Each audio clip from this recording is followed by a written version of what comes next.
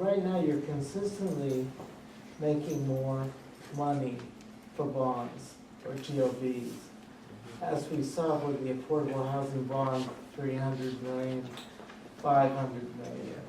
And it seems to me like you're doing is you're not retiring bonds so much as you are raising the cost rate of the city and saying, oh, the city's worth more, we can get more money. So I wanted someone to explain, because I've heard some of the supervisors are now asking for up to $1 billion for affordable housing bonds. How are you evaluating or valuing the city to keep raising? And as you were talking about risk, what are you going to do when the values go down and you've got all this house of cards built up? So that's my question. That's a very good question. Good one. I can answer, Naomi can answer. Nadi is actually the specialist in I this know part of that's the world Nadia's great at that. from her last My job. last job. Do you want to start us?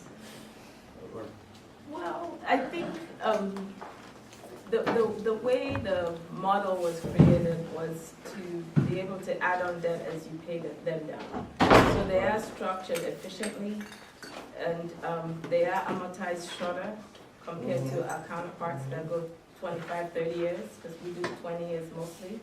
So and that gets taken into consideration, because we build out the portfolio to look at all outstanding debt through the maturity. So in order for us to add, it takes into account paying down a portion of it. So that's what creates that capacity.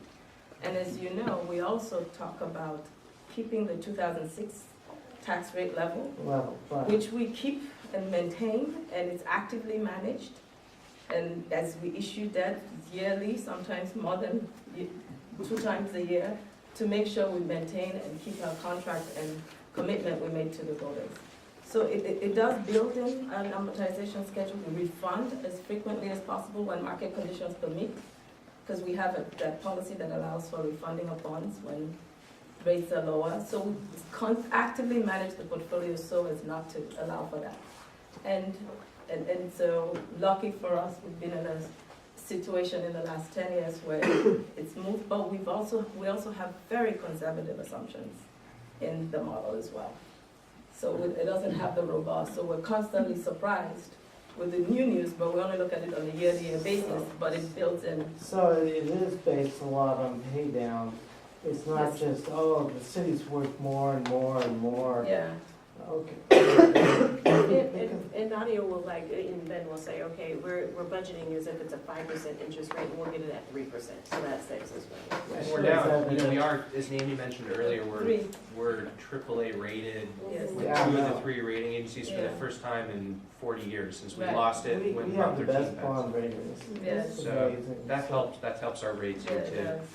But the one thing you said that I found interesting is you had a preference for CLPs, which I thought, that's really interesting for you to say. Oh, For see, affordable. for affordable. Yes, and I'm like, why are you using certificates of participation? Oh, it's certificate of preference. It's a different. It's a different acronym. Yeah, no. It is? Yeah. Same acronym. Same acronym, different. I know, I've moved worlds, so it is a different. Oh, I was Yes. thinking, this is crazy. It's for residents. Okay, I don't know. It's prioritizing certain neighborhoods to Oh, access to affordable okay. housing. The debate that's likely to occur in the coming month at the board about the housing bond for November is going to be, I think, fundamentally one about whether the city wants to continue to abide by the property tax policy that it's had in place with the capital plan. So, and at $1 billion, property taxes would need to rise to get to $1, whereas at lower levels, the rate could be maintained constant. Not to cut anybody off, but one of the biggest problems I see, we all own homes, we represent neighborhoods.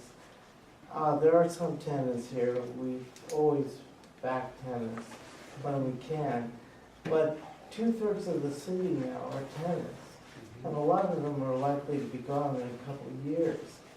I don't see too much emphasis on pass-through. So what seems to be happening is more and more money seems to be piling up on the homeowners that are here. That's my impression, okay? So, that's why you're getting 79% approval on a bond. Because you've got so many people who are, not gonna be paying any extra money on it. So, just my thought. Yeah, Any explanation? there is, the city has had a 50/50 pass-through Right. on, at least for, They do. there's different taxing entities are sending GO bonds forward. Right, The school district, community college district, and bars that the city doesn't control. But for city-controlled bonds that have been going forward, there has been a 50/50 pass-through on bonds in the recent past that Mhm. permits a landlord to pass through 50% of the debt service that results to tenants. I think it's indisputable that what you're saying, George, though, about the fact that we are so heavily tenant tenant, yeah. in San Francisco versus a lot of places definitely means that general obligation bonds are more likely to be Pass, approved here Yes. than almost anywhere else in the That's state. true. yeah.